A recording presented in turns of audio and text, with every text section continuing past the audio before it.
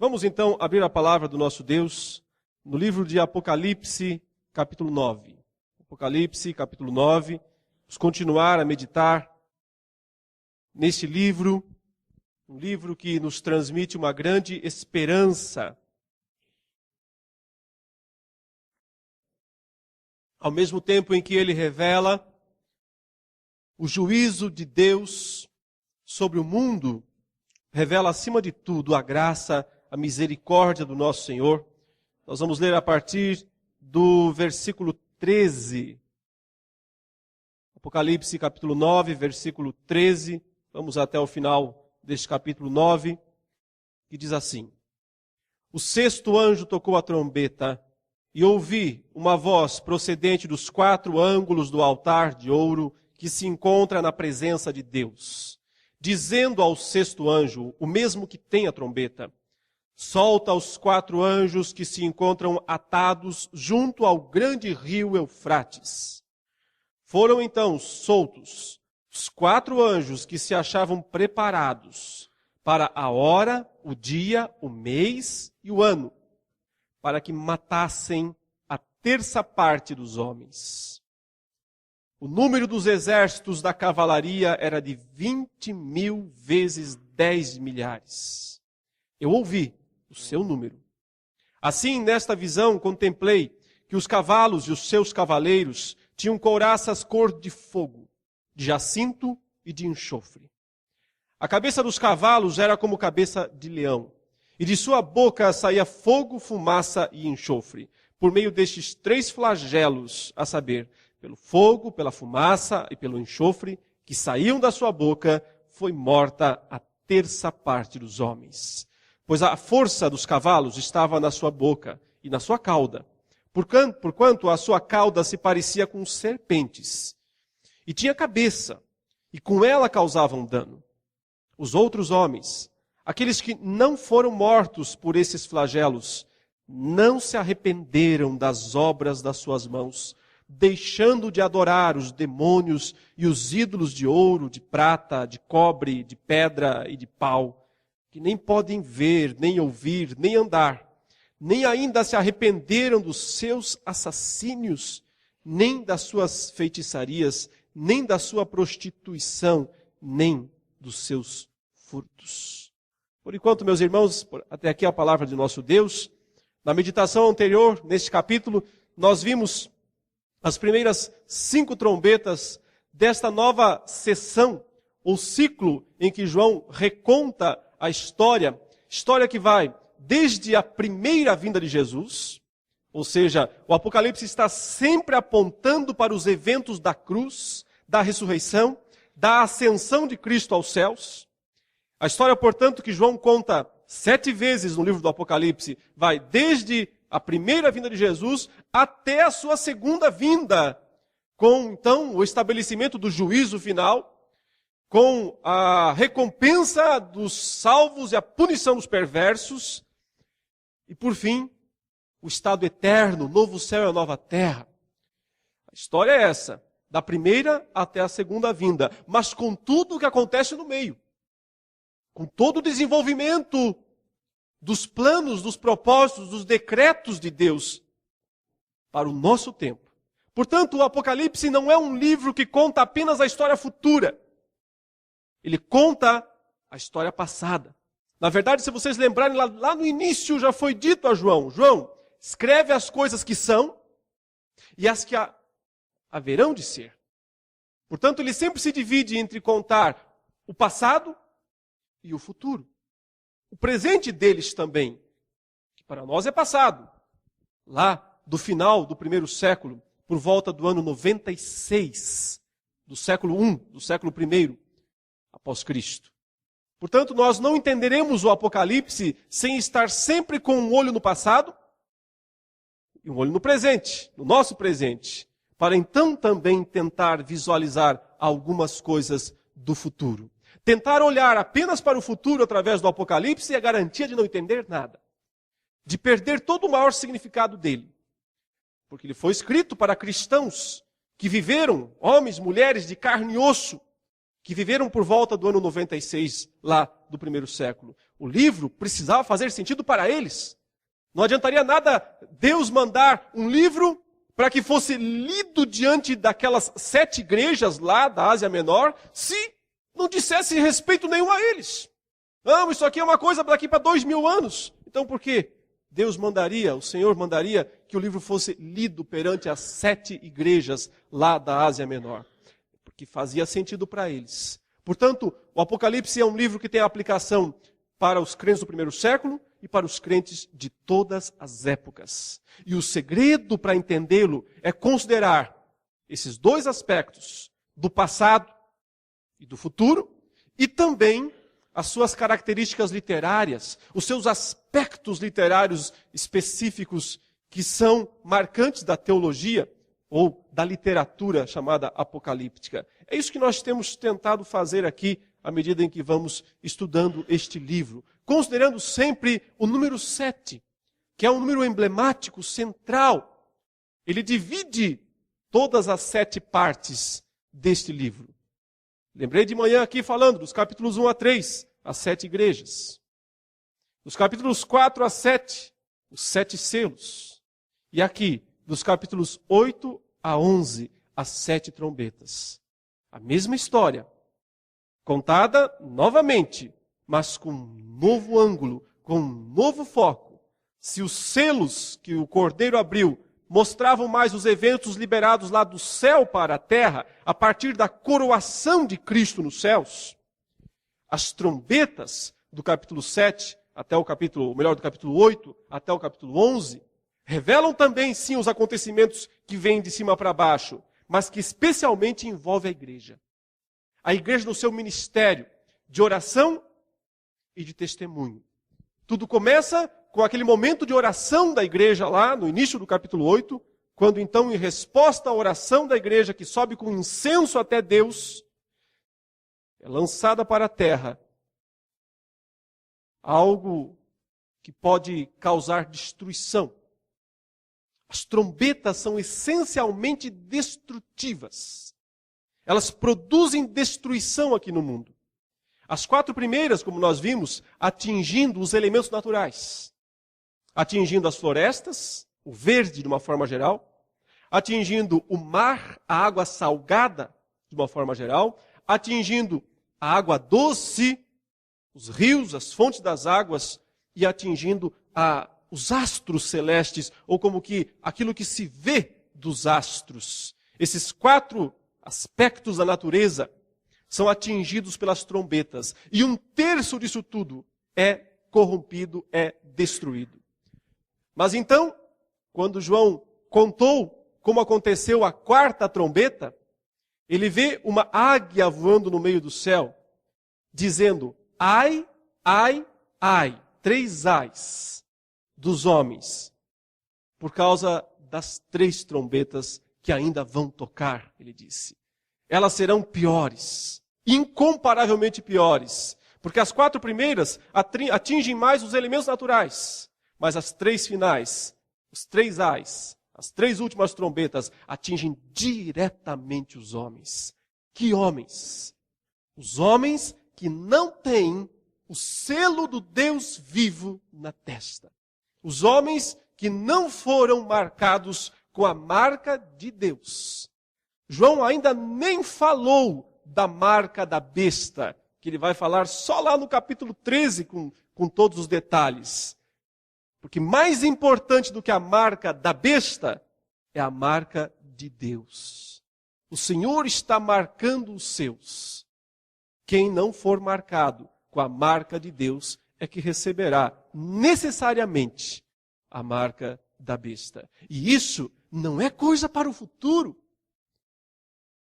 O inimigo tem marcado os seus ao longo desses 2000 anos.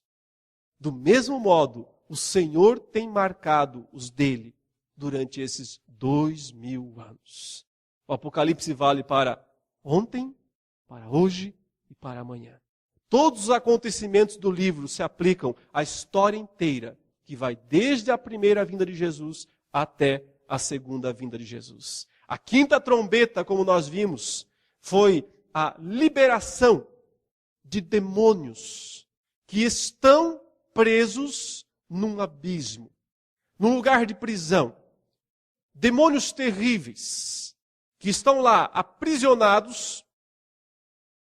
Em algum momento, esse abismo é aberto e então esses demônios saem e atormentam os homens por 5 meses. É evidente que tudo isso é simbólico. Não podemos pensar em 5 meses literais. O texto quer mostrar o quanto é terrível este tormento. Porque eles atormentam, os demônios atormentam os homens com ferroadas de escorpiões, semelhantes a escorpiões. E como eu disse de manhã, por mais que seja doloroso ou dolorido uma ferroada de escorpião, a dor não dura muito tempo. Não aquela dor aguda. Daqui a pouco vai diminuindo. Mas quando o texto diz que eles atormentam os homens por 5 meses, a ideia é de um tormento contínuo que nada causa alívio. Isso já nos mostra, meus irmãos, que a intenção dos demônios não é outra senão causar mal. Evidente que às vezes se fala por aí de pessoas que fazem pactos com o diabo para se beneficiar de uma forma ou de outra. O inimigo nunca beneficiará ninguém. Sua única intenção é causar mal. E só não causa mais mal porque Deus impôs restrição sobre ele e sobre eles. Quem restringe a atuação do mal no mundo hoje é Deus. Mas chegará o dia em que Deus vai, segundo a palavra de Deus, liberar a ação do mal aqui neste mundo. Isso vai acontecer, segundo a interpretação nossa, um pouco antes da segunda vinda de Jesus. A Bíblia mostra um crescimento do mal no mundo. Jesus falou de uma multiplicação da iniquidade. Ele descreveu um tempo, ele disse que no futuro, nos dias da sua vinda, o mundo voltaria a ser semelhante aos dias de Noé. Ele disse isso. Assim como foi nos dias de Noé, será outra vez nos dias do Filho do Homem. Ele disse, como foi nos dias de Ló, será outra vez nos dias do Filho do Homem. Noé, os dias do dilúvio. Ló, Sodoma e Gomorra. Os 2 fins de mundo do Antigo Testamento. O dilúvio, um fim global. Sodoma e Gomorra, uma espécie de juízo final, mas localizado. Apenas em 2 cidades. Ambos os casos demonstram a iniquidade humana chegando no teto, alcançando o limite do tolerável por Deus. Então, quando essa iniquidade chega no teto, no limite do tolerável, então Deus executa o seu juízo. Nós vivemos hoje dias parecidos com os dias de Noé e com os dias de Ló.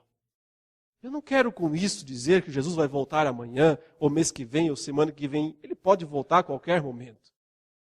Ninguém aqui quer fixar datas. Mas é importante lembrar que o Senhor Jesus falou a respeito das 2 situações dos dias de Noé e de Ló, destacando algo específico daquela época. Ele disse, um problema daquela época se chamava casamento. Um problema daquela época se chamava casamento. Casavam-se, davam-se em casamento. Nós sabemos que em Gênesis 6 houve um tipo impróprio de relacionamento lá. Uma das razões pelas quais Deus resolveu punir o mundo. Seja interpretado os casamentos mistos de Gênesis 6 como sendo a mistura das gerações entre a geração de Sete e a geração de Caim, ou seja, naquele modo mais estranho, mas que também não é impossível, como sendo a ideia de demônios, anjos caídos se relacionando com as mulheres, o fato é que nós temos aqui algo fora, contra o plano de Deus, fora do que Deus espera. Em Sodoma e Gomorra é mais fácil ainda de ver, porque lá o problema é aquilo que até hoje se chama de sodomia. O caso em Sodoma e Gomorra era terrível nesse sentido. Lembram-se que os próprios anjos que foram retirar Ló e sua família de Sodoma foram ameaçados, no sentido de que os homens daquela cidade queriam abusar sexualmente daqueles anjos. O que nós tínhamos no tempo do dilúvio, o que nós tínhamos no tempo de Sodoma e Gomorra, era perversão na área do casamento. Perversão sexual, incluindo sodomia. E o Senhor Jesus disse, aguarde, você vai ver isso acontecer outra vez. Porque como foi nos dias de Noé, porque como foi nos dias de Ló, será outra vez nos dias do Filho do Homem. Um aumento do mal, um aumento da iniquidade, que é, na verdade, uma preparação para o aparecimento do anticristo, o chefe de todos esses demônios que vão agir no mundo de uma forma livre e terrível. Paralelamente, e talvez seja ainda pior, paralelamente, Jesus disse, enquanto a iniquidade do mundo chega a níveis exorbitantes, ele disse, o amor da igreja se esfriará. Pode haver quadro pior. Por um lado, a iniquidade no mundo, no máximo, batendo no teto, exorbitante. Por outro lado, de quem se espera mais, de quem se espera vida, de quem se espera amor verdadeiro, o que encontra? Frieza, indiferença para com as coisas de Deus. Por se multiplicar a iniquidade, Cristo disse em Mateus 24, o amor se esfriará de quase todos. A ideia é o seguinte, de tão exposta que a igreja fica à iniquidade do mundo, de tão exposta, ela vai começando a achar que é normal. Ela vai começar a pensar que é isso mesmo. E o amor verdadeiro zera. Mas aqueles dias, Jesus disse, serão abreviados por causa dos eleitos. Porque se não fossem abreviados esses dias em que os demônios agirão livremente neste mundo, Jesus disse, nem os eleitos aguentariam. Mas por causa dos eleitos, aqueles dias serão abreviados, no sentido de que serão encurtados, passarão mais rapidamente. Mesmo assim, espera-se dias terríveis. A sexta trombeta, meus irmãos, o segundo ai, é uma espécie de repetição da quinta, mas com detalhes ainda mais dramáticos. Ele fala novamente de anjos presos. Esses anjos não são anjos bons. Deus não precisa prender anjos bons. Esses anjos são anjos decaídos. Os demônios às vezes são chamados de anjos, porque eles eram anjos antes de se tornarem pecadores. Fala aqui de 4 grandes anjos presos lá junto ao rio Eufrates, próximo daquela região onde estava o próprio jardim do Éden, que ficava na região entre os rios. Esses 4 anjos estão presos lá, e então, diz o texto, que o sexto anjo da sexta trombeta recebeu a ordem de soltá-los. E o texto diz no verso 15, que foram então soltos os 4 anjos, que se achavam preparados para o dia, para a hora, o dia, o mês e o ano. Isso é uma data exata. O ano tal, o mês tal, o dia tal, a hora tal. No plano de Deus, no projeto de Deus, existe um dia, uma hora, um mês e um ano, em que Ele vai liberar a ação desses seres malignos, perversos, neste mundo, para atormentar, no caso da quinta trombeta, e para matar, no caso da sexta trombeta. Porque aqui eles não vêm para atormentar. Os que atormentaram foram os da quinta. Aqui é matar. 1/3, o texto diz. 1/3 dos homens são mortos por essa ação desses malignos. Observe que João ouviu o número dos exércitos desses 4 anjos. Eles são generais. Eles lideram um pequeno exército. O texto diz 20.000 vezes 10 milhares. Se tem calculadora, faça a conta aí, que você vai saber quanto que é o número. Quanto que é 20.000 vezes 10.000? 200 milhões. 200 milhões. Não há exército neste mundo com esse número. 200 milhões de demônios. Ele não está falando aqui de soldados convencionais. Está falando de 200 milhões de demônios que são soltos na hora, no dia, no mês, no ano, em que eles devem destruir.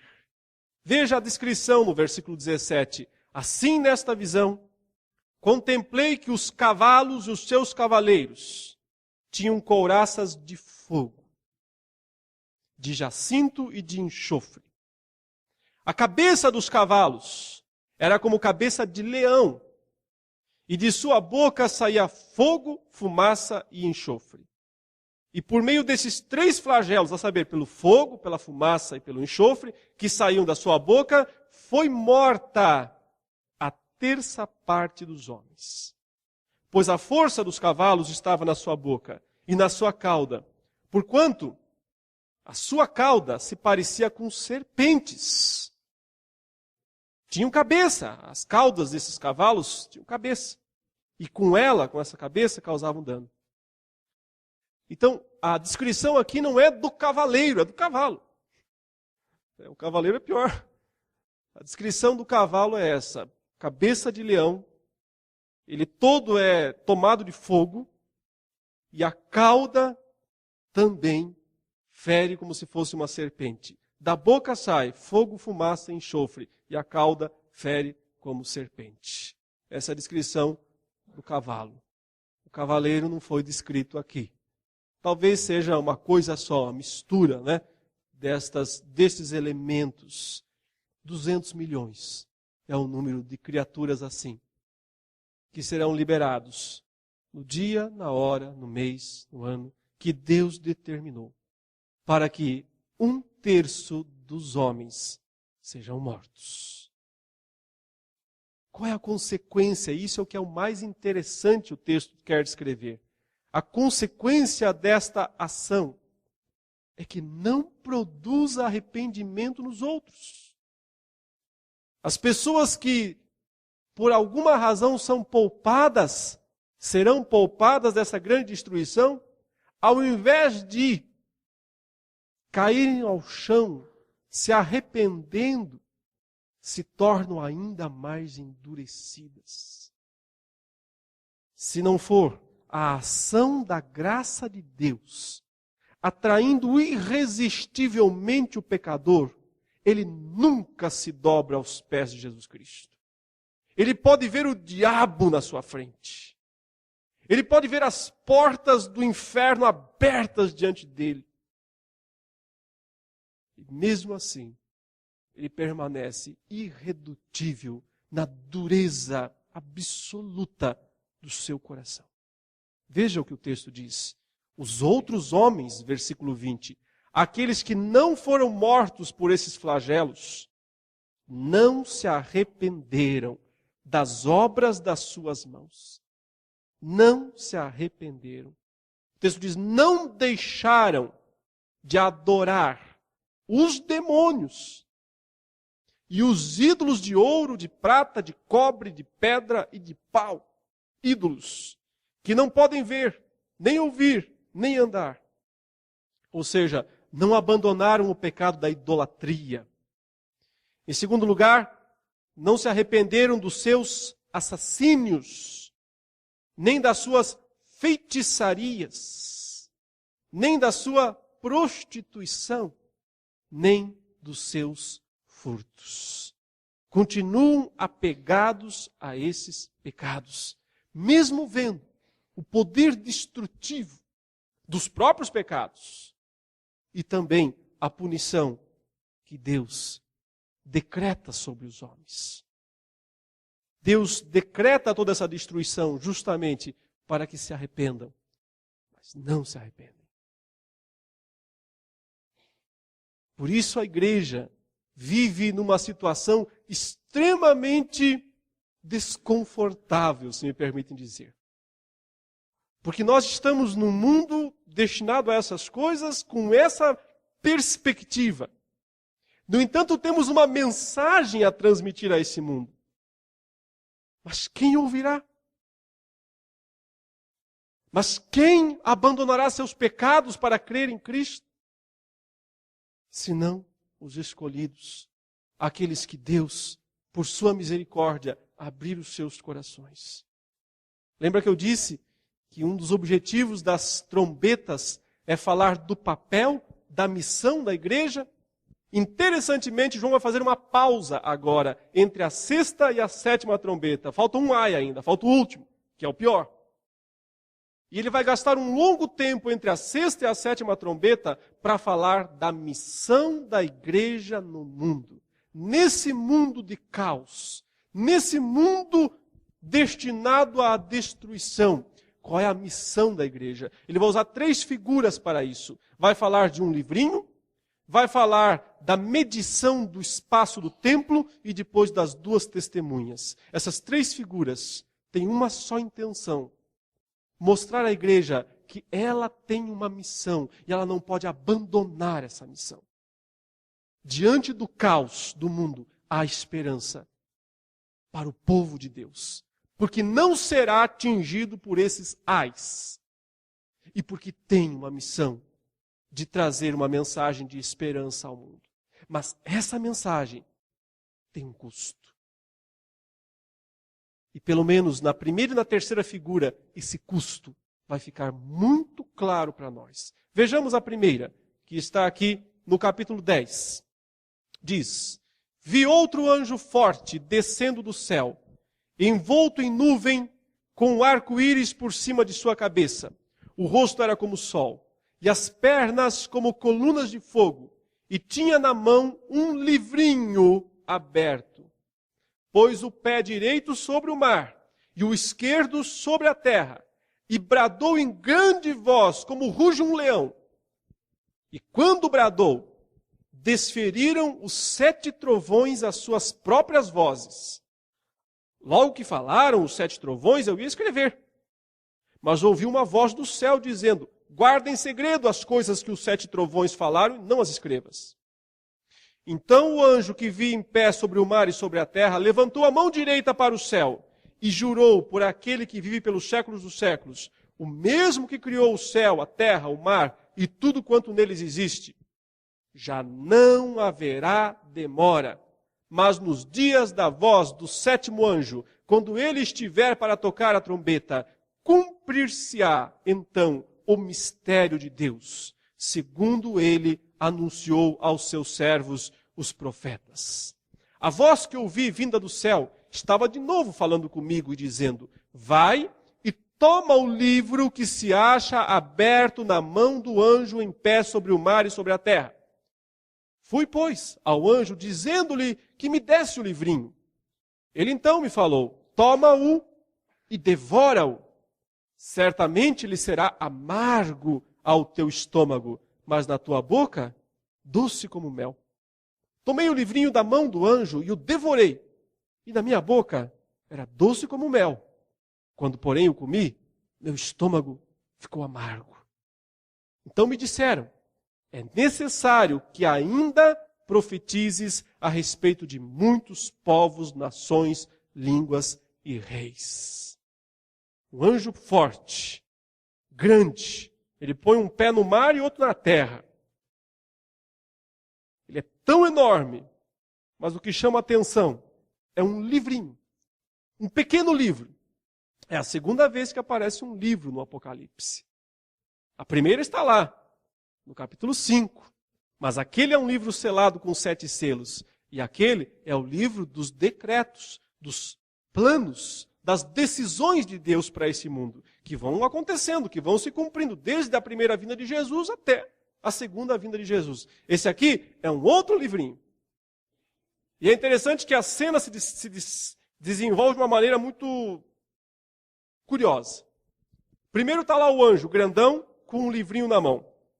E João, todo curioso, olha para o livrinho, olha para o anjo e quer saber o significado daquilo.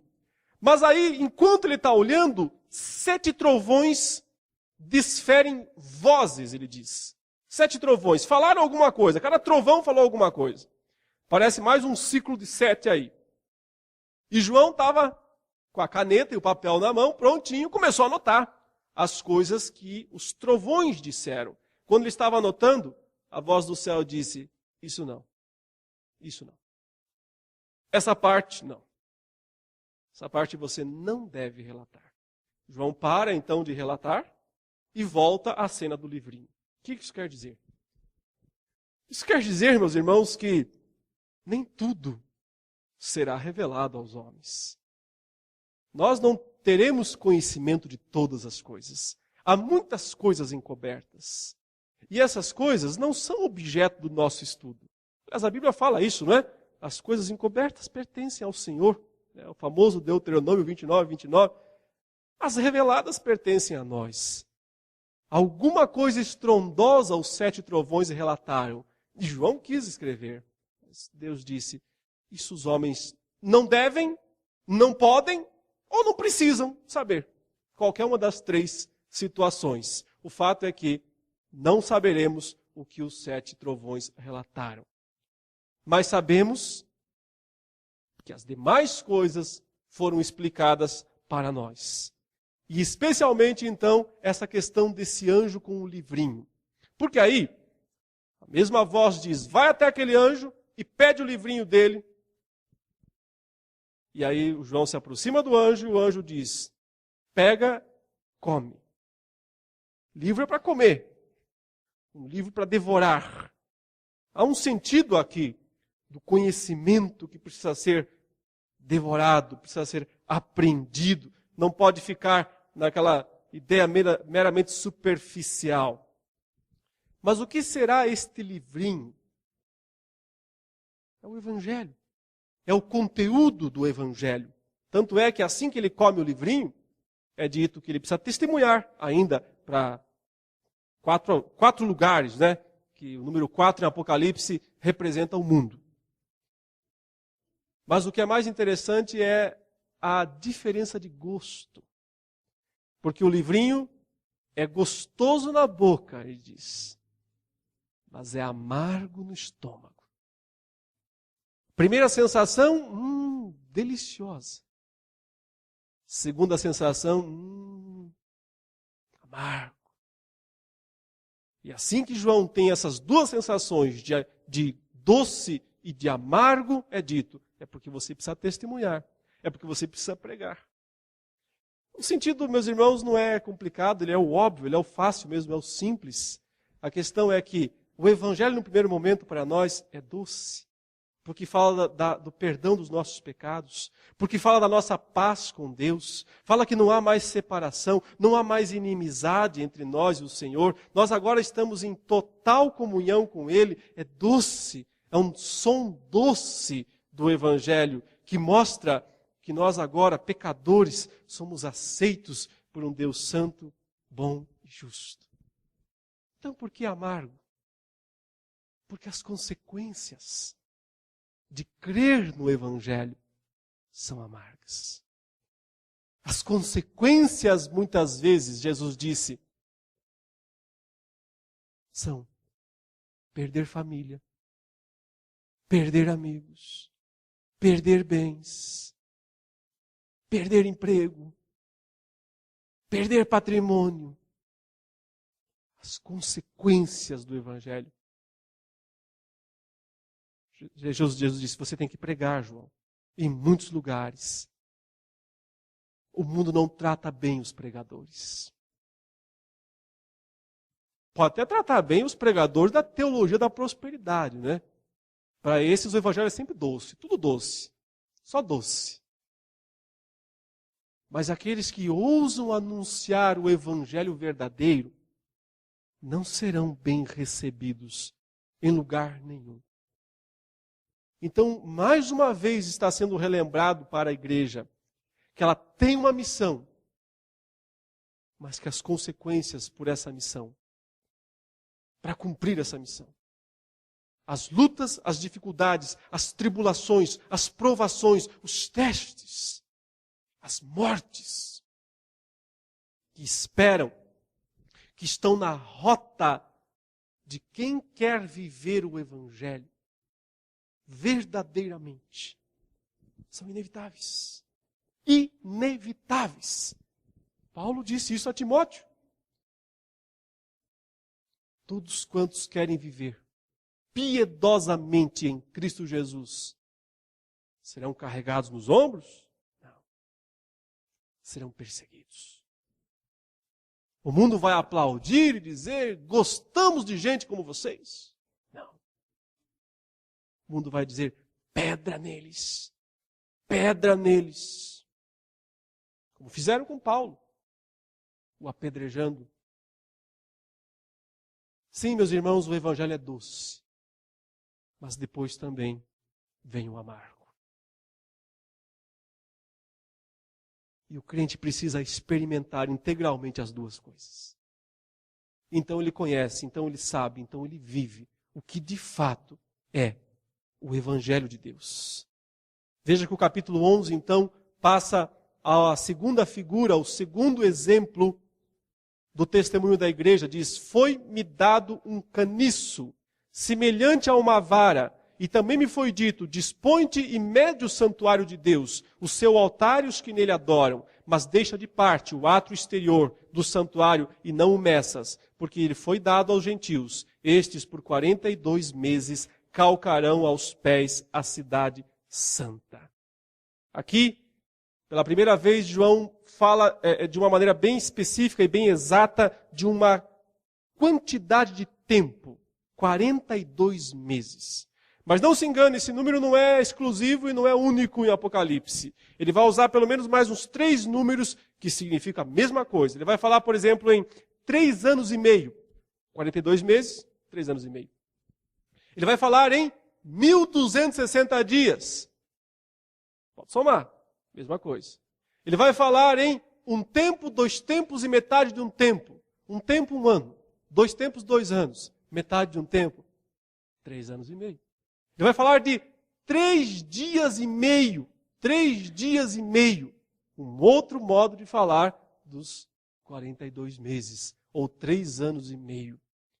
Tudo isso indica meia semana num projeto global de Deus. Num projeto cósmico. Vamos dizer assim. A era inteira, que vai da primeira vinda até a segunda vinda de Jesus, uma semana. É uma semana dos planos de Deus. Uma semana dos projetos de Deus. Milênios, não importa. Uma semana no sentido fechado. Metade da semana, 3 dias e meio, ou 3 anos e meio, ou 1260 dias, ou 1 tempo, 2 tempos, metade de 1 tempo. Tudo significa a mesma coisa, é meia semana. Para entendermos um pouco dessa cronologia celeste, nós precisamos lembrar que Deus dividiu exatamente no meio. Então ele está dizendo o seguinte, a primeira meia semana é o tempo da pregação do Evangelho em todo o mundo. Nesse período, o cavaleiro branco é vitorioso e para vencer. E ninguém pode deter o avanço do Evangelho. Acabou a meia semana, começa a meia semana final. A meia semana final é de soltura dos demônios. É a libertação do dragão do abismo. É a aparição do anticristo. É o tempo do mal. Aí você vai dizer, se ainda não começou isso, e se nós já estamos aqui há 2000 anos, isso quer dizer que os demônios vão ficar 2000 anos soltos? Isso quer dizer que o anticristo vai durar 2000 anos ainda? Não. E por que não? Justamente pela diferença das datas. 3 anos e meio é muito mais do que 3 dias e meio. Mas simbolizam a mesma coisa. A segunda metade é abreviada, para você entender de forma mais fácil. A segunda metade da semana é encurtada.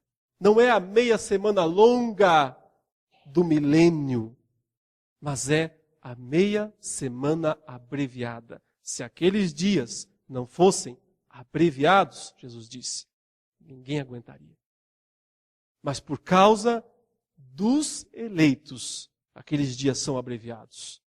Então, nessa cronologia celeste, nós temos meia semana inteira, longa, em que a oferta do Evangelho percorre a terra.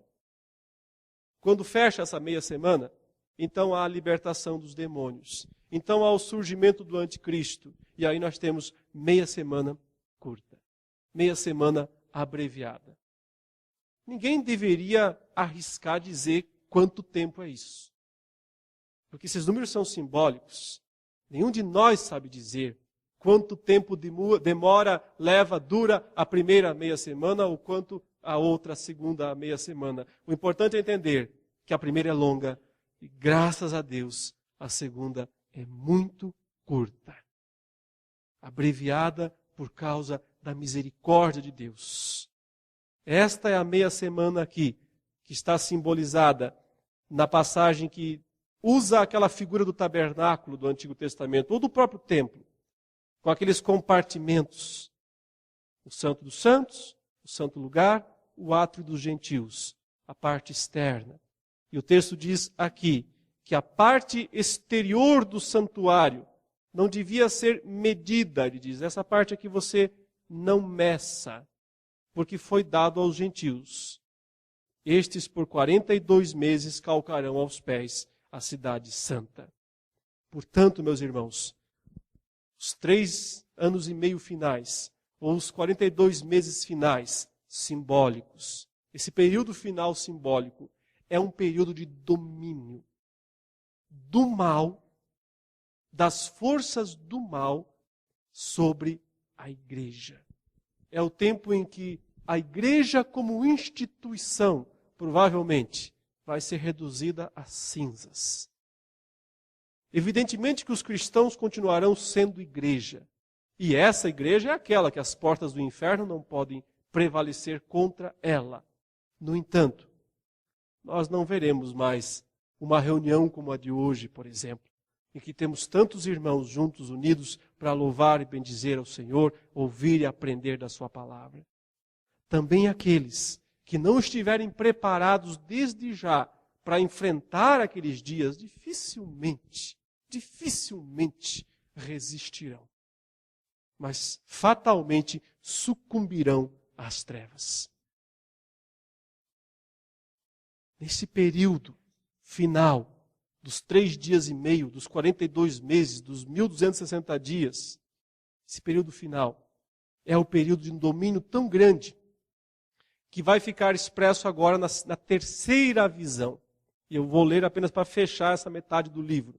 Ele diz: darei às minhas 2 testemunhas que profetizem por 1260 dias, vestidas de pano de saco.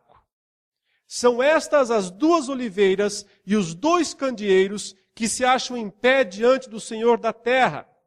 Se alguém pretende causar-lhes dano, sai fogo da sua boca e devora os inimigos. Sim, se alguém pretende causar-lhes dano, certamente deve morrer. Elas, as 2 testemunhas, têm autoridade para fechar o céu, para que não chova durante os dias em que profetizarem. Tem autoridade também sobre as águas, para convertê-las em sangue, bem como para ferir a terra com toda sorte de flagelos, tantas vezes quantas quiserem. Quando tiverem então concluído o testemunho que devem dar, a besta que surge do abismo pelejará contra elas e as vencerá e matará. E o seu cadáver, o cadáver das duas testemunhas, ficará estirado na praça da grande cidade, que espiritualmente se chama Sodoma e Egito, onde também o seu Senhor foi crucificado. Então, muitos dentre os povos, tribos, línguas e nações contemplam os cadáveres das duas testemunhas. Agora veja por quanto tempo. Por 3 dias e meio. E não permitem que esses cadáveres sejam sepultados. Os que habitam sobre a terra se alegram por causa deles. Realizarão festas e enviarão presentes uns aos outros, porquanto esses 2 profetas atormentaram os que moram sobre a terra. Mas depois dos 3 dias e meio, um espírito de vida vindo da parte de Deus neles penetrou e eles se ergueram sobre os pés. E àqueles que os viram sobreveio grande medo. E as duas testemunhas ouviram grande voz vinda do céu, dizendo-lhes: subi para aqui. E subiram ao céu numa nuvem, e os seus inimigos as contemplaram. Naquela hora, houve grande terremoto, e ruiu a 10ª parte da cidade, e morreram nesse terremoto 7.000 pessoas. Ao passo que as outras ficaram sobremodo aterrorizadas, e deram glória ao Deus do céu. Passou o 2º ai. Eis que sem demora vem o 3º ai. Apesar do esforço de muitos intérpretes, de tentar identificar 2 cristãos do futuro que um dia aparecerão e serão as duas testemunhas, esse esforço é inócuo, é perdido. Porque as duas testemunhas representam a igreja. A igreja, tanto do Antigo Testamento, composta nos dias de João de judeus, quanto a igreja do Novo Testamento, composta prioritariamente de gentios. Essa igreja como testemunha, é importante lembrar que quando Cristo manda discípulos pregar nas cidades, ele manda 2 em 2, certo? Por isso o número 2 aqui é importante. É a igreja como testemunha perante as nações. Esta igreja profetiza por 1.260 dias. A primeira meia semana que eu descrevi agora há pouco. A grandona, a compridona, a completa. Durante o período de 1.260 dias, simbólico, mas um tempo muito longo, a primeira metade da semana do grande cronograma celeste, ninguém pode tocar nela. Ninguém pode impedir a vitória do Evangelho. Ninguém pode deter o avanço do Evangelho. É um poder tão grande dado para essa igreja, que o texto diz, ela fecha o céu, ela abre o céu. Mas Cristo disse isso, dar-vos-ei as chaves do reino dos céus. O que vocês ligarem na terra será ligado no céu. O que vocês desligarem na terra será desligado no céu. A autoridade que o Senhor Jesus deu à sua igreja, como testemunha, como pregadora do Evangelho, é uma autoridade legítima e que ninguém pode tirar. Semelhante a Elias, que orava e o céu fechava. Orava e depois novamente o céu se abria. Semelhante a Moisés, que, por seu intermédio, Deus executou juízos e pragas lá na terra do Egito. É importante a igreja entender o poder que recebeu de Deus. Quando Cristo disse, toda autoridade me foi dada nos céus e na terra, vão. É como se ele dissesse, estou passando um pouco disso para vocês. Estou delegando um pouco disso para vocês. Eu já falei várias vezes aqui, eu repito outra vez, se tem algo poderoso nesse mundo, esse algo se chama Evangelho. E o apóstolo Paulo diz exatamente isso, porque é o poder de Deus. O Evangelho é o poder de Deus para a salvação de todo aquele que crê. Primeiro do judeu, segundo do gentil. Para as duas testemunhas. que testemunham para ambos os povos, judeus e gentios. É isso que nós, os reformados, entendemos por milênio. Nós não achamos que vai acontecer um milênio futuro depois da segunda vinda de Jesus. Nós entendemos que o milênio é essa meia semana de vitória do Evangelho, em que a igreja recebeu, foi comissionada por Deus e recebeu um poder que nada nem ninguém pode fazer frente. Nada nem ninguém pode barrar, pode deter. O Evangelho é vitorioso e para vencer. Pregue o Evangelho e ele vai dar resultados. Inevitavelmente. Repito, só tem um jeito do Evangelho não funcionar. Não pregar. Só tem um jeito dele não funcionar. É não pregar. Evidentemente, meus irmãos, que nós não cremos que Deus salvará o mundo inteiro. Nós cremos que Deus salvará os seus escolhidos. E porque Ele tem escolhidos, a garantia de que o negócio vai dar certo. Pregar o Evangelho é garantia de sucesso. Não pregar é garantia de fracasso. Mas Deus fará a sua obra, de um jeito ou de outro. Não participando nós, perdemos de ver o poder de Deus em ação. Mas observe, acabou os 1260 dias, acabou a primeira meia semana longa do projeto de Deus, a besta que surge do abismo, e ele nem falou dela ainda, ele só vai falar dela no capítulo 13. Mas ele já antecipa, nos ciclos recapitulativos do Apocalipse, ele vai, às vezes, antecipando o futuro e depois ele vai recontando a história para fixar na nossa memória. Essa besta é prefigurada aqui na pessoa do anticristo, que Paulo disse que só não apareceu ainda porque algo o detém. Paulo diz, quando aquele que o detém for removido, então aparecerá o homem da iniquidade, o filho da perdição, o qual se levanta, se opõe contra tudo que se chama Deus ou é objeto de culto, a ponto de sentar-se no santuário de Deus como se fosse o próprio Deus. Essa besta que surge do abismo, esse filho da perdição, que reunirá todos aqueles exércitos demoníacos que já foram descritos na quinta e na sexta trombeta, vai matar as duas testemunhas. É isso que o texto diz. A besta que se levanta do abismo, as vencerá, pelejará contra elas, as vencerá e matará. E aí o texto diz, o cadáver das duas testemunhas, isso é o cadáver da igreja. Pelo fato de que ela já cumpriu sua missão, ela já pregou o evangelho a toda a criatura, já findou a meia semana, a primeira meia semana, a metade da semana. Agora, na segunda metade, que ele não fala mais de forma longa, 1260 dias, mas fala 3 dias e meio. Ufa, curto, muito curto.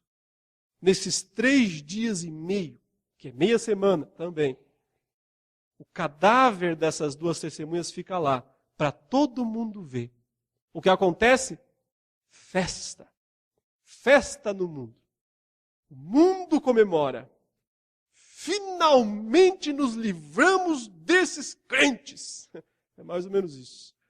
Finalmente nos livramos dessa gente que fica só falando dos nossos defeitos. Nos livramos daqueles 2 profetas, é isso que eles dizem, que atormentavam o mundo. Que descrição interessante, não é? Atormentavam o mundo. Em que sentido atormentavam o mundo? É incrível como o evangelho doce para nós, né? Ainda que seja amarguinho depois também pelas provações e tribulações, pode ser um tormento para os outros. O tormento para aqueles que não querem mudar de vida. O tormento para aqueles que querem insistir, continuar no erro. Aqueles que querem continuar vivendo sua vida de pecado. Para esses, o evangelho é um tormento. Irmãos, temos atormentado o mundo?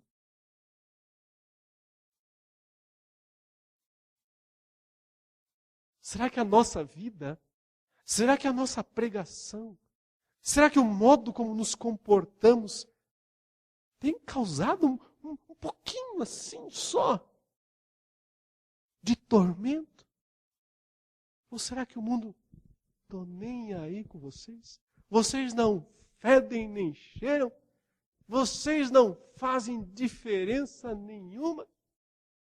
Qual é a realidade maior? Nós atormentamos o mundo quando nós temos compromisso com a palavra de Deus. Nós atormentamos o mundo quando nós cremos e defendemos uma verdade contra todo o relativismo da sociedade secular. Nós atormentamos o mundo quando nós temos coragem de viver o Evangelho na sua íntegra, quando a maior parte da igreja seleciona as partes que lhe interessam. Nós atormentamos o mundo quando nós temos coragem de falar com as pessoas de um Deus todo-poderoso e de um Jesus que morreu na cruz. Porque não tinha outro jeito desse Deus nos salvar se o filho dele não morresse. Sabe o que acontece nessas horas? O que aconteceu em Éfeso, quando o apóstolo Paulo foi lá e pregou essas coisas, a turma botava a mão nas orelhas e não queria ouvir e gritava: grande é a Diana dos Efésios! Grande é a Diana dos Efésios! É o que vão gritar no Brasil quando o evangelho verdadeiro for pregado. Sabe o que vão gritar?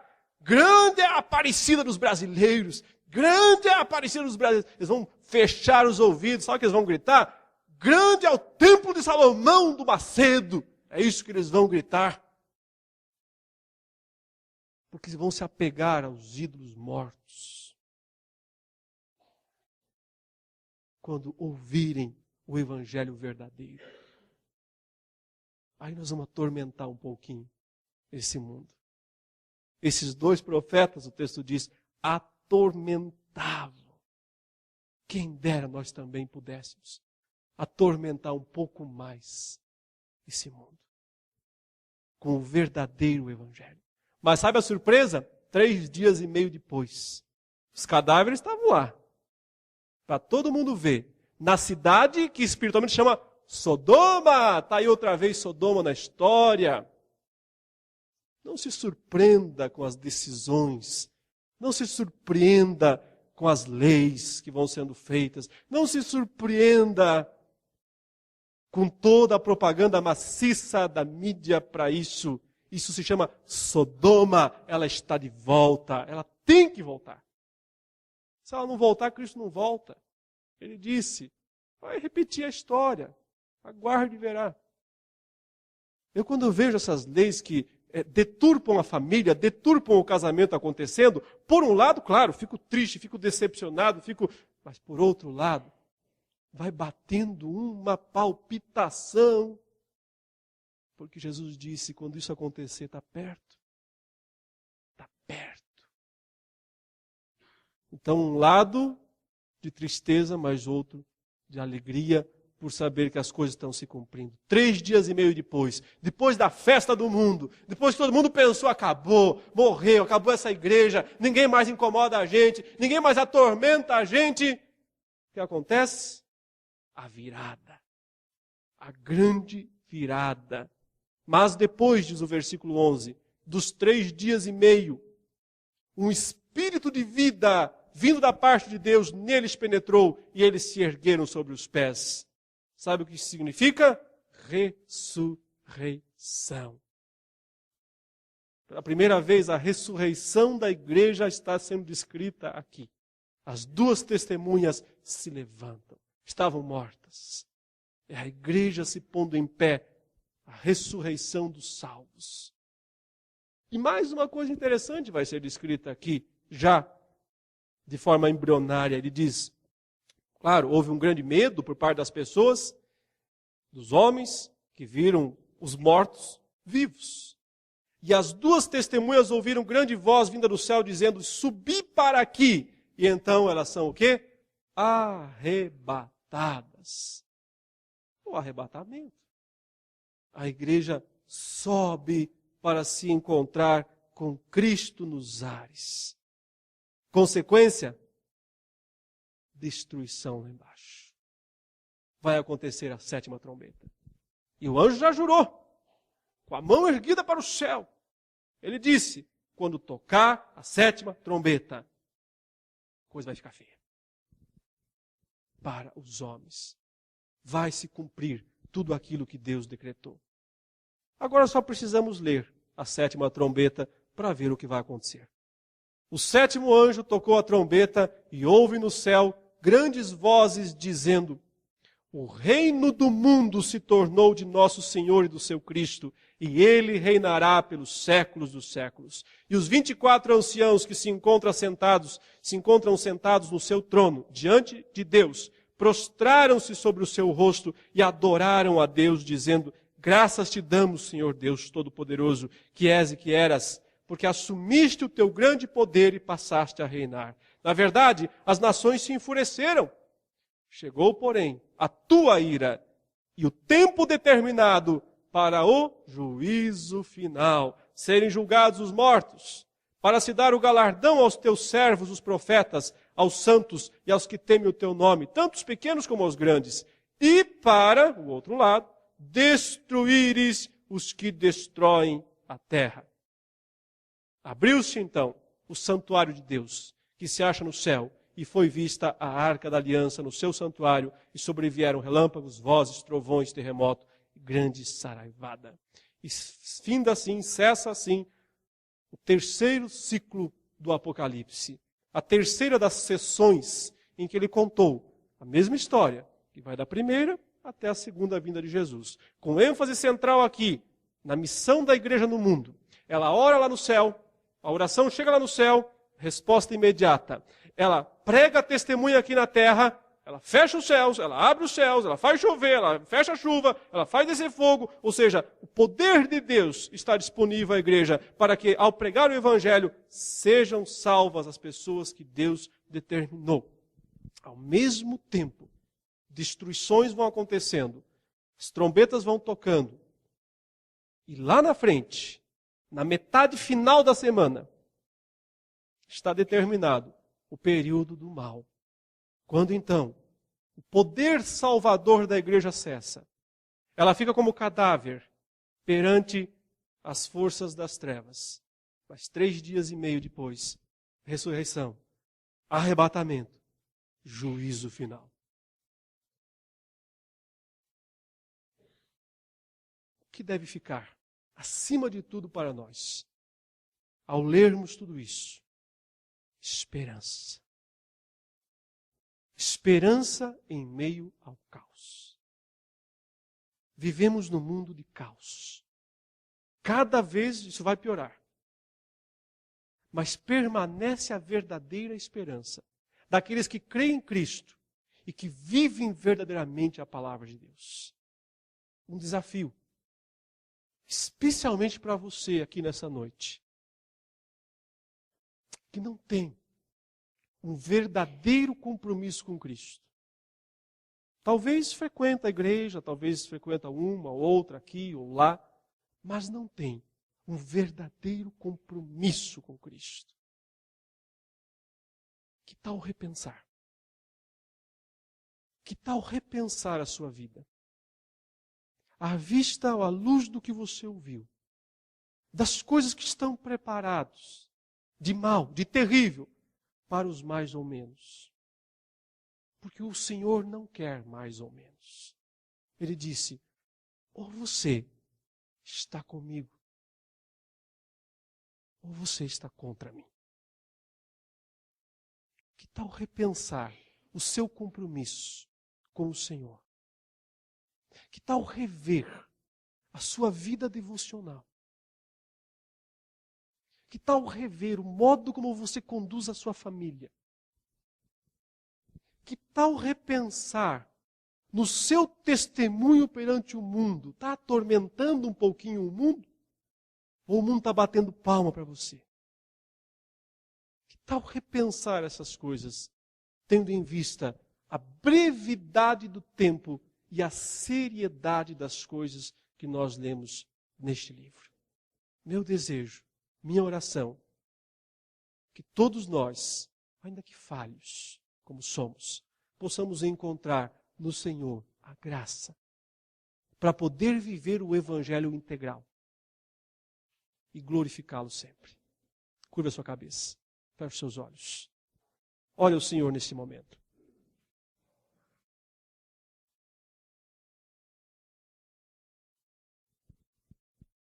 Santo Senhor Deus eterno, todo-poderoso, a Tua palavra não foi escrita para que nós tenhamos medo, ao contrário. Apesar de descrever essas coisas assustadoras, a grande mensagem que há para nós é de esperança. Primeiro, por saber que não seremos atingidos por nenhuma dessas terríveis destruições demoníacas. Segundo, por saber, ó Deus, que nos confiaste a grande missão, o grande poder, que é o Evangelho aqui neste mundo. Evangelho que é para transformar a nossa vida e também para, através de nós, alcançar outros. Que o mundo, ó Deus, possa olhar para nós e também pensar que nós atormentamos sim eles. Não atormentamos por loucuras, por visões de homens enfadados, mas atormentamos pelo verdadeiro Evangelho da Tua palavra, do Cristo que veio, viveu, morreu, ressuscitou e subiu aos céus. E voltará outra vez para estabelecer o seu reino eterno. Até lá, Senhor, dá-nos força, dá-nos graça, dá-nos poder. Em nome de Jesus. Amém, Senhor Deus.